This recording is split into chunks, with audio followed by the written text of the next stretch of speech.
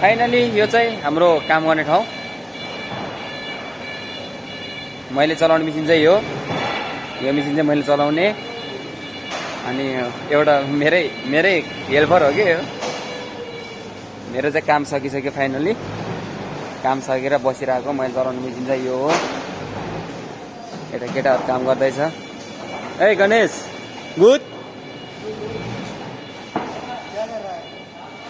यो चाहिँ हाम्रो अगाडि गएर के अरे छुट्टीमा गएर आएको यो नमुना हो नम्बर 1 को। ए सम्धी ठिक छ? ए ठिक छ।